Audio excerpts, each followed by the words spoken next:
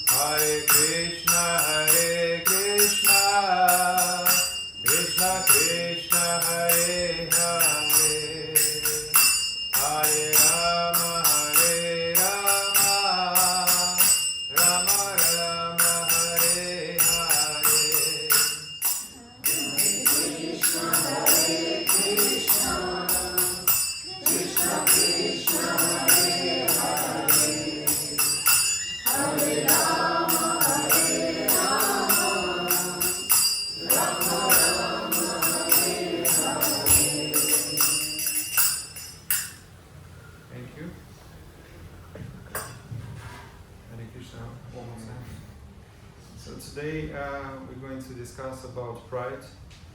I'm not going to be able to cover within this class, so it's going to be part 2 the next week. But I'm going to try to cover as much as possible of these characteristics. And so why study pride? Pride is one of the, I think the second enemy that deludes us. It covers our consciousness with illusion, and these pride is very subtle, and it wears disguises, sometimes as humility, sometimes as service, sometimes as renunciation, and sometimes even in kirtana. And it lurks in the heart, even the most sincere spiritual practitioners. Pride is one face of arrogance. And so I'm going to quote Bhagavad Gita 16:18. Please repeat after me. Ahankaram balam darpam kamam krodam cha samrita mamatma paradeheshu pradvishanto hyasuyaka Ahankaram balam darpam kamam krodam cha samrita amatma paradeheshu pradvishanto bhyasu yaka. Anyone would like to recite? We can repeat that. Okay. So the translation. Bewildered by false strength, pride, lust, and anger, the demons become envious of the Supreme Personality of Godhead, who is situated in their own bodies and in the bodies of others, and blaspheme against the real religion. The purport. What is this? The demonic person, being always against God's supremacy, does not like to believe the scripture. He is envious of both scripture and the existence of the Supreme Personality of Godhead. This is caused by his so-called prestige and his accumulation of wealth and strength. He does not know that the present life is a preparation for the next life. Not knowing this, he is actually envious of his own self, as well as others. He commits violence on other bodies and on his own. He does not care for the supreme control of the personality of Godhead, because he has no knowledge. Being envious of the scriptures and supreme personality of Godhead, he puts forward false arguments against the existence of God and denies the scriptural authority. He thinks himself independent and powerful in every action. He thinks that since no one can equal him in strength, power, wealth, he can act in any way. No one can stop him. If he has an enemy who might check the advancement of the sensual activity, he makes plans to cut him down by his own power. So this verse speaks on pride and how this leads to false ego, anger, and all demonic qualities. And a person who does not know that his present life is a preparation for the next life, he works against himself and against his own interest, and he becomes envious of others and his own future self, and therefore he commits all sorts of sinful activities as a result of that. And so he doesn't care about the Supreme Personality of Godhead because he doesn't have knowledge about him. Therefore, we can witness that people are ready to commit all sorts of crimes in this material world just to have other people's possessions, because they do not have knowledge that whatever they have in this life is because of their previous other pious deeds or misdeeds. And therefore, because of his jealousy, he commits a crime to acquire what doesn't belong to him. So this verse reveals how pride, when mixed with false ego, is illusionary strength, is not real strength. And that leads to forget the divine presence in themselves. And so pride here is not just a feeling of superiority, it is spiritual blindness. It causes the person to become envious of God and those connected with him. Usually persons who are addicted to sinful activities, they are very jealous of others, or even anger with persons who practice pious activities, who is in the renounced world of life, because this reminds them of their impurity. And so they they criticize the others to justify their own situation, their own impurities. So this is Prabhupada comments that the demonic who are envious of the Supreme Personality of Godhead have no knowledge on how to act or how not to act, and so therefore they commit vikarma, which is forbidden activities, and as a result of that, they attract more misery in their life. So this is eye opening because it shows that pride isn't just a personal flaw; it's a gateway to rebellion against divinity, even while the soul carries with the God within. And so what happens when we let our abilities and accomplishments blind us to the source of those who have gifts? Pride subtly leads us to ignore our dependence on Krishna. We rely on our own abilities and strength and intelligence, when in fact our senses are impure, our intelligence is impure. And therefore, we're cheating ourselves if we rely on our limited capacities. And how can you understand the unlimited with limited mind, with limited capabilities? Krishna cannot be understood like that. So here is in this scenario, a perfect example is Hiranyakashipu, who had immense power, and so he achieved whatever he had through austerities, but he became so proud that he envied Krishna, and so he also believed at some point that he is God. When you have so many resources and you become very influential, very powerful, you start to think that you are invisible, you are unbeatable, and therefore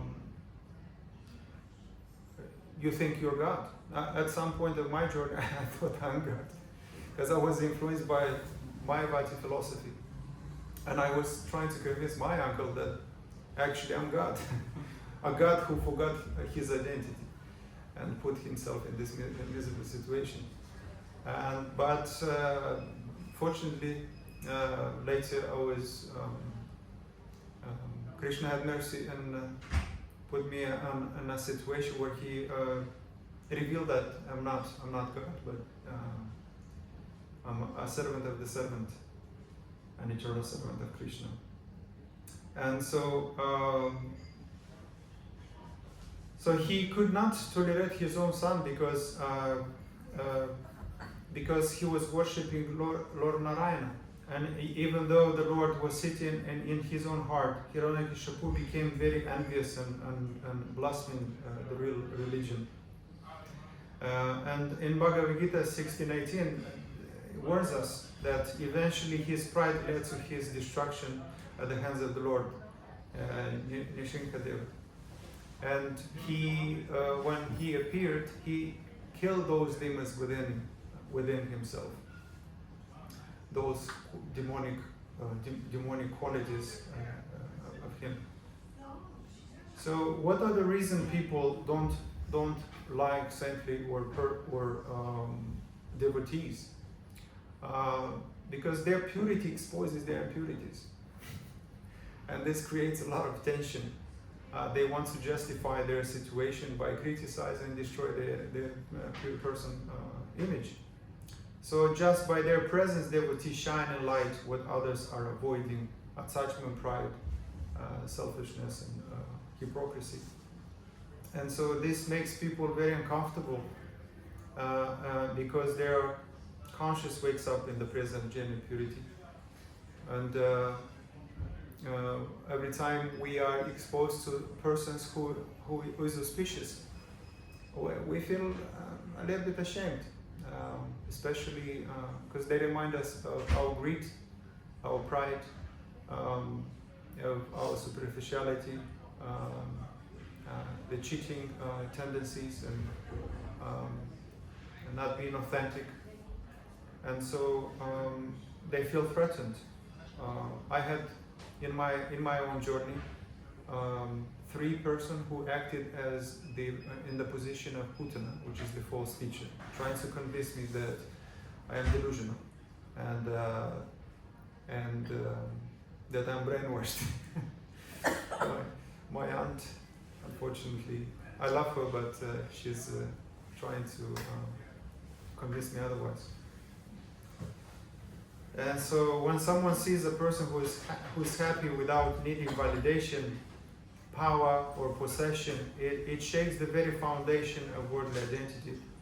So instead of being inspired, their ego attacks what it cannot understand. And so instead of being inspired, the ego attacks what it cannot understand. And this is one of the reasons atheistic persons attacks or these persons who participate in debates trying to defeat spiritual masters who have the mood of challenge instead of submissive inquisition, because that's the only way you can actually get anything. When we are little kids, the only way we can learn is through the authority of our parents. Especially when we go to school, we can't say to the teacher, well, I don't agree, this is A, B, C, D. If you do that, then there is no possibility of learning. So the first rule of learning is to inquire submissively and trust with our first authority, and therefore we can learn. And then later we find out that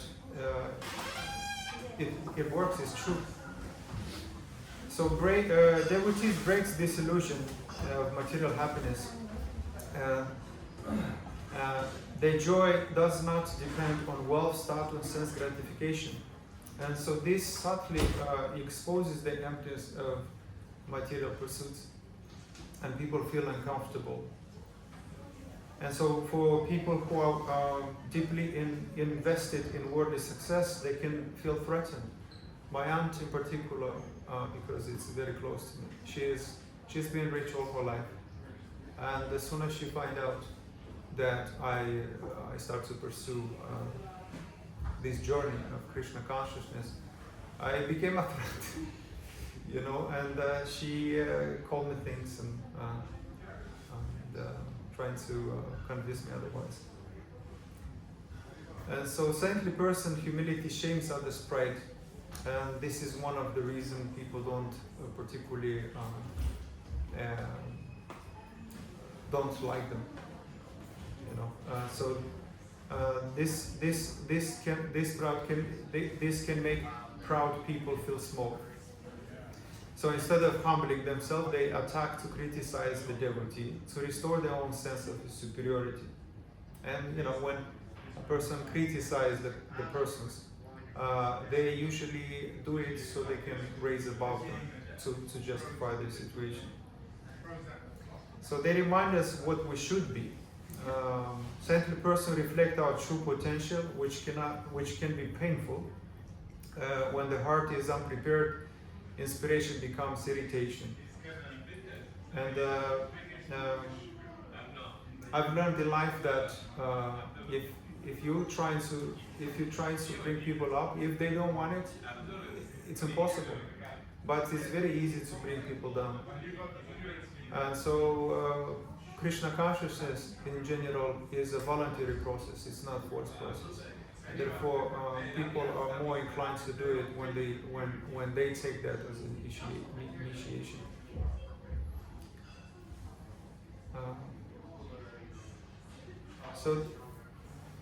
Also, devotees speak uncomfortable truth. As devotees, we speak about karma, renunciation, death, and which are avoided in the society.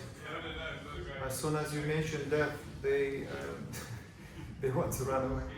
They change the subject because it's intimidating, because they have no awareness, and they don't want to know about life after death.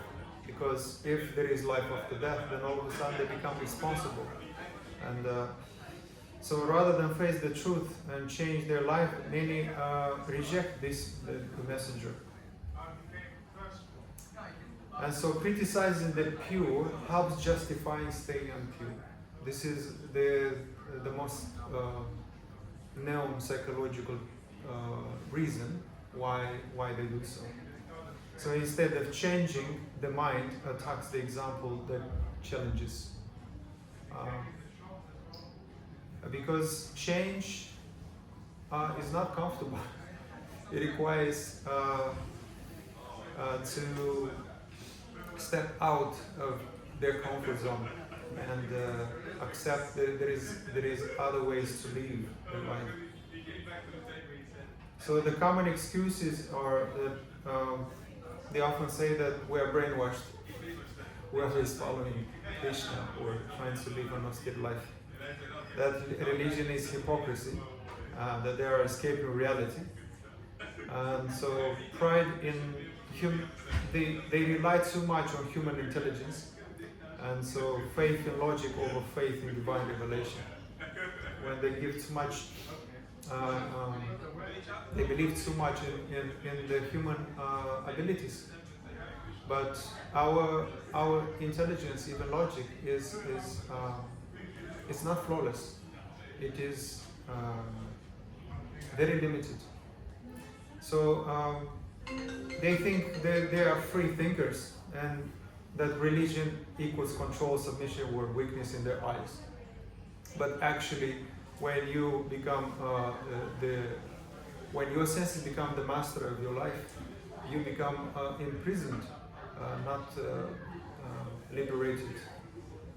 So the main problem is that they can't imagine freedom through surrender.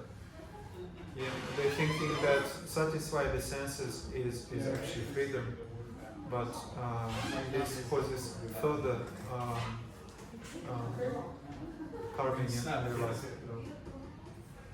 And the number one reason they feel to be wrong, because this is due to pride. As admitting that you're right, that they have to admit that whatever they've done in the past has been wrong. And so pride does not doesn't like vulnerability. So attacking, and so they attack to avoid facing a uncomfortable truth.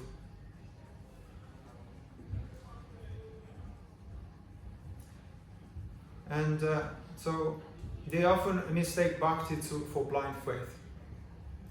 They do not understand that inquiry is an experience, and experience are the key in bhakti. They think that, usually materialists, especially those who are successful or pragmatic, they focus on to do. And they don't, for some reason, they don't find practical spirituality, primarily because of lack of faith. And pride blinds the consciousness, and Krishna hides him from revealing himself to the proud heart. So Srila Prabhupada says that we are not sentimentalists, we present philosophy with full reasoning. And so Krishna consciousness is very practical.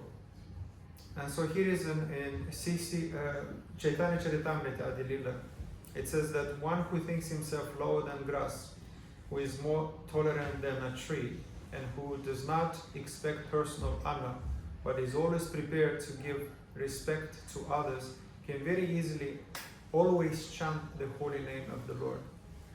And so this verse reveals what happens, why actually a person struggles with chanting.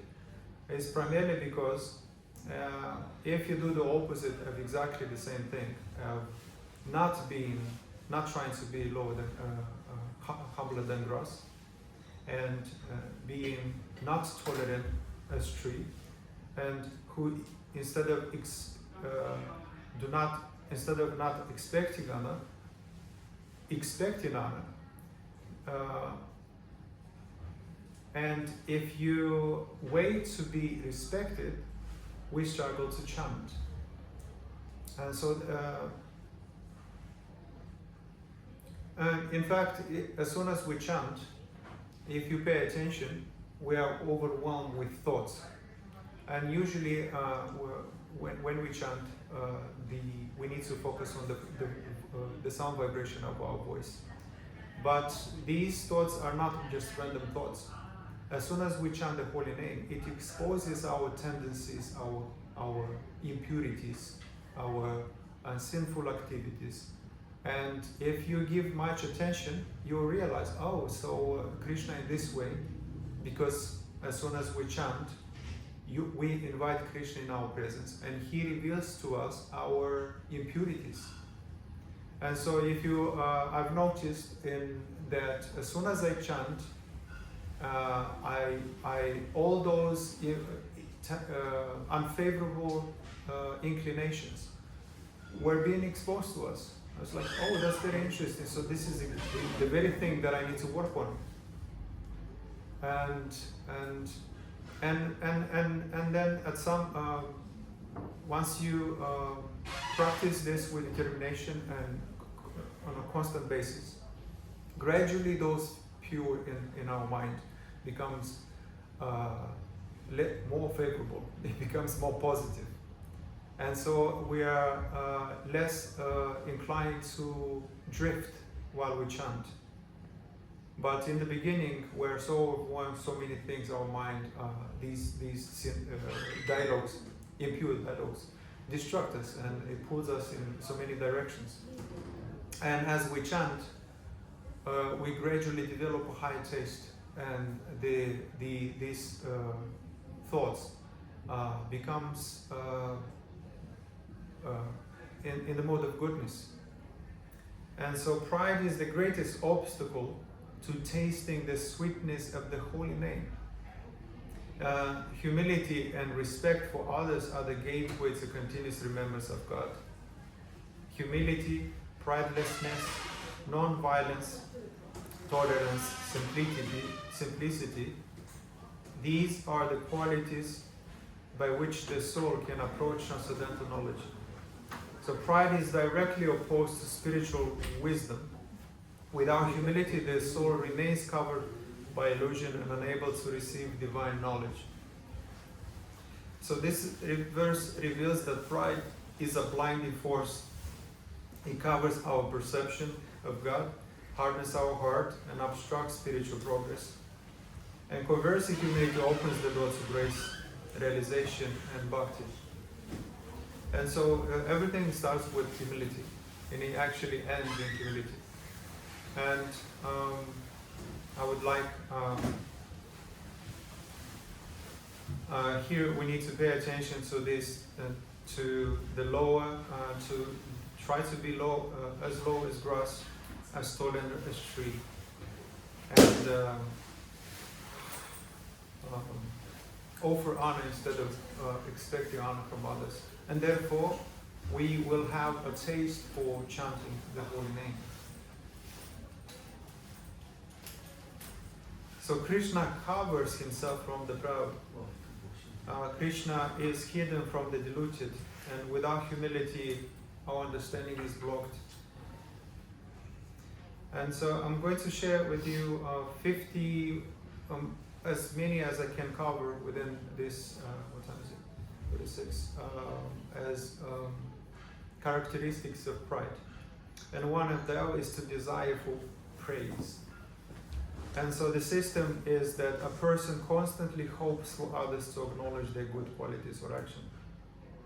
And for example, it's just like in this scenario, I've created these scenarios and these pictures. And after doing a kirtana, they are secretly waiting for someone to say, Prabhu, your voice is divine. Often we engage in our service and we are secretly waiting for praise. It's like, wow, you have such a nice voice, or your lecture was so amazing. And so the root cause is self-worth tied to others' opinions rather than Krishna's pleasure. When we focus, we do service to be honored or to be praised and complimented, and instead of pleasing Krishna, it becomes more a performance than a service. So the remedy is to practice our service without audience. Serve where no one is watching. This is part of integrity. When the greatest definition I came across about integrity is to do the right thing even nobody sees you. And meditate that Krishna sees all, even in the hidden. And one who wants to honor cannot attain Krishna. And one who gives honor to others become very dear to Krishna. And the second one is announcing one's service. This is very prominent.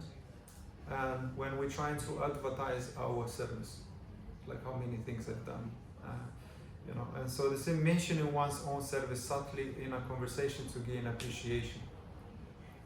And so for an example is given, when I was fasting on Ekadashi and cleaning the temple for 6 hours, to appear as humble, to appear as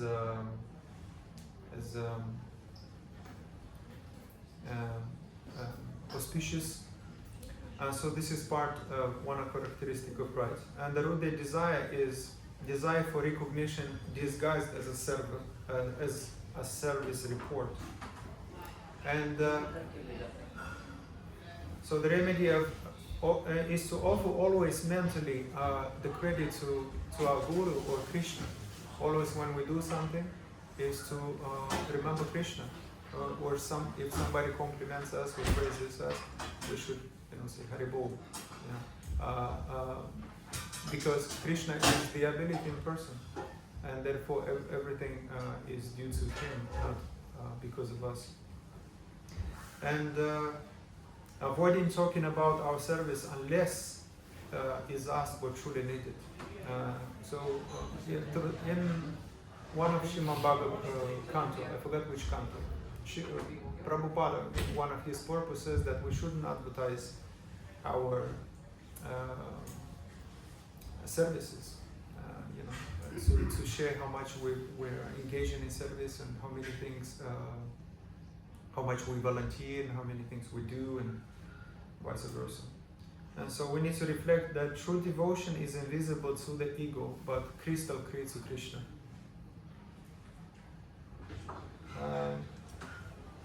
The third characteristic of pride is criticizing others to feel superior. And the symptom is to put others down, even subtly to feel elevated. Especially when we publicly want to correct somebody, so we can appear as smart, and or criticizing someone's faults, and so our impurity becomes invisible to others. And that's pretty much psychology. You know, the reason of criticism is to look better in the eyes of others. And so an example is given that he doesn't really chant attentively. I've been waking up at 3 a.m. since Kartik.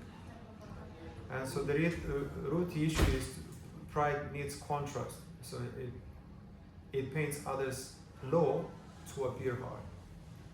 And we should instead repeat this mantra that their faults are their struggles, and only their struggles. And therefore, we shouldn't criticize them. But my pride is my danger. And so praise others generally, not sarcastically, to feel superior.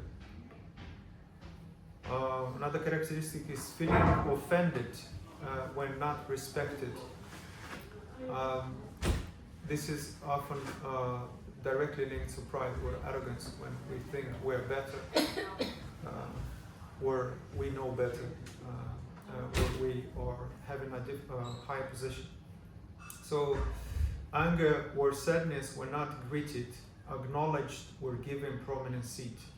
And so the example is that they didn't even say Haribol to me after all I've done.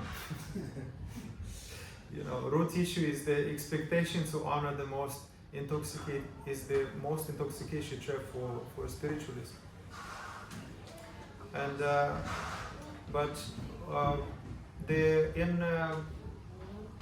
think in Harinam Chintanani, is mentioned this story about Haridas Thakur, that he was beaten in 22 marketplaces and never held grudges.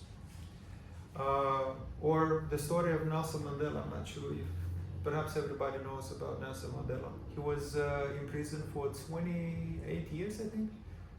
And in spite of all that, he found compassion and empathy towards those who put him in a very severe situation.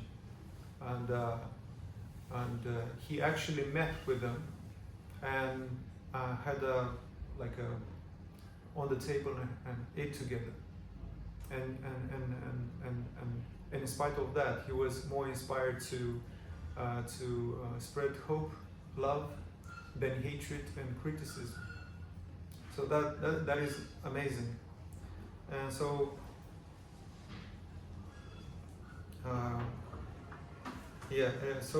the remedy is I should be more humble than grass, just like in the verse it says, humble than grass, tolerant as tree.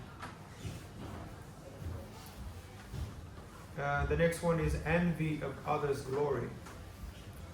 And the symptom is feeling uneasy or sour when others are praised or glorified. And the example is, he's senior, but have you heard how he used to mess up? It reminds people of their previous mistakes. And so the root issue is insecurity.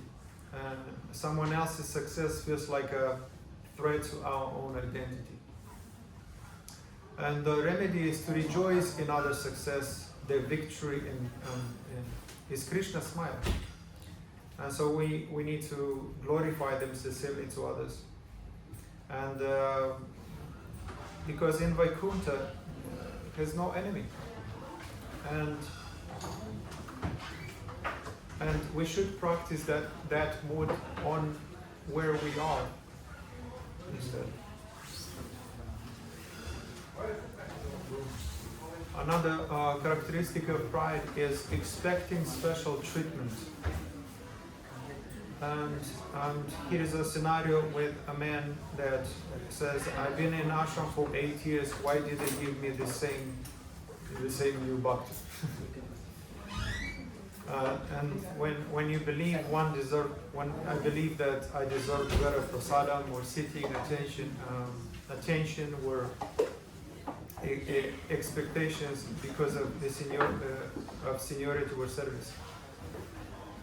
And so ego thrives on entitlement. And a remedy is to remind ourselves that I am fortunate to get any service or mercy. And we need to study the Rupa Goswami and Sanatana Goswami, who saw themselves as unworthy despite of all their exalted status. And if we follow the previous acharyas, and we are more inclined to be humble. And so the thing that we can reflect is that the more advanced one is, the more they feel unworthy of any special attention. So the disease is pride. And so the next characteristic of pride is speaking loudly or excessively in public. And the symptom is raising one's voice or conversation to draw attention. And especially when you think you know a few things and you're smart, you want to speak in such a way so everybody can hear you. Look what I know, or how much I know. And so the real issue is pride disguised as sharing inspiration. Often when we share an insight with something smart, we look around. Did anybody notice me? I've said something like a wise thing. And so the remedy is practice being the last to speak.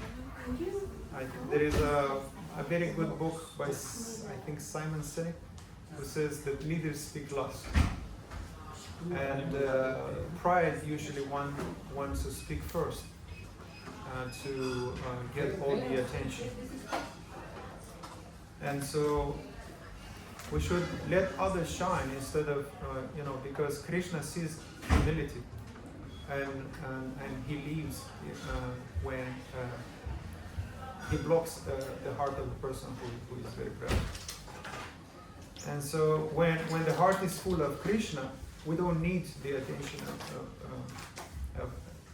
of the room, because it becomes about Krishna. Krishna is the center of our life. The next characteristic is giving unsolicited advice. And the symptom is jumping to correct or guide others without being asked, especially when unqualified to do so. And this is often among friends, devotees, when we think that we know better and we are tempted to correct somebody or give advice. And usually men, they don't really give advice to each other, because we like to think that we can figure it out. So especially when a woman gives advice to men, he feels inadequate, incompetent, because as a man, the psychology of man, he thinks that if you give me advice, that means you don't trust me that I can do it, I can figure things out. And so advice has to be done very with humility and with compassion, and instead of giving it, we can ask. This is a better method of giving unsolicited advice. And so the root issue is pride pretending to be helpfulness. And the remedy is only to give advice when invited and with humility. And ask ourselves, am I guiding or just feeding my ego? Trying to look smarter, to look knowledgeable. And so true wisdom waits for permission to speak, but ego wants to jump into it.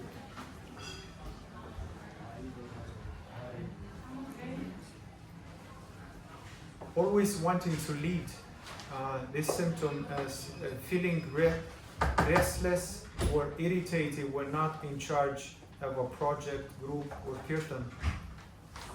And so, in this scenario, he's pretty much asking, he's leading a game, he's very angry. I was just about to step up. And so the real issue is to pride wants the spotlight more than service. And instead we should embrace to be behind the scene service.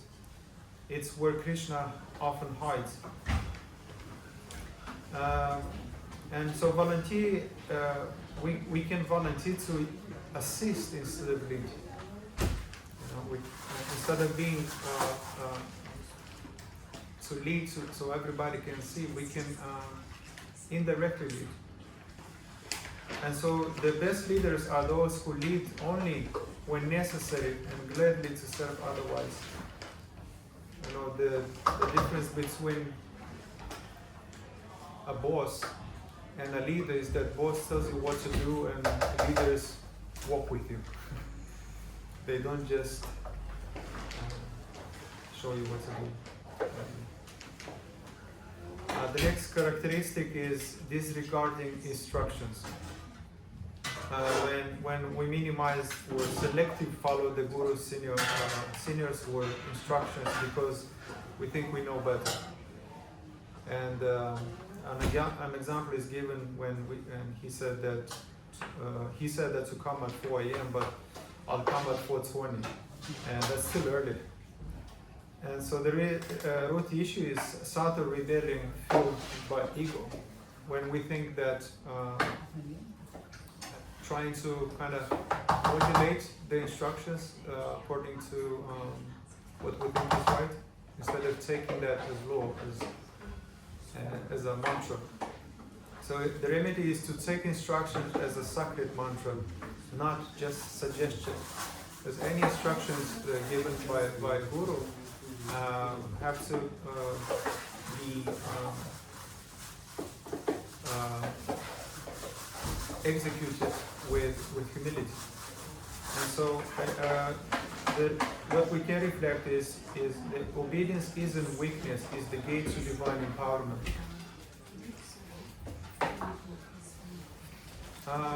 Another characteristic is showing off renunciation.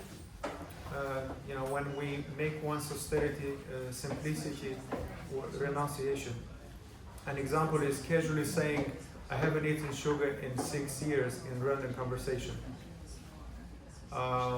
When we speak about too many things to kind of advertise our austerities to others.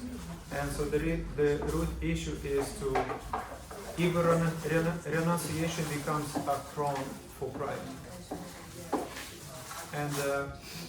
And we should instead hide our austerity like a miser hides his treasure. And let Krishna glorify our simplicity, not ourselves.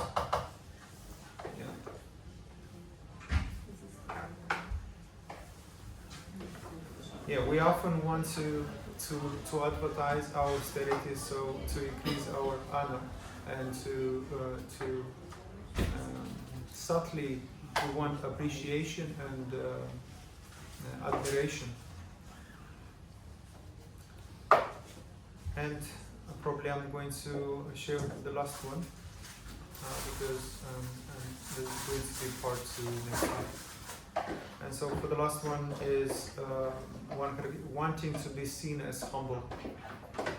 And the symptom is display humility in a way that secretly hopes others to praise us. And an example is please don't glorify me, but thank you for noticing my humility. And we often I've done this in the past when trying to exaggerate about our humility to look surrendered in a sense. And so pride in humility is the most dangerous form. And a remedy for that is to pray, to genuinely forget our own goodness. It's not remember what we've done, but we can remember what other people do for us instead. And so we should study with humility of Prahlad Maharaj, who truly saw others as better than himself. That is pure humility. When we see others as better and we give others instead of expecting others from others. And the thing we can reflect on is that the truly humble feel ashamed of their pride, not proud of their humility. So with this, I'm going to conclude, because I'm not going to be able to cover everything. Thank you everyone for. Thank you.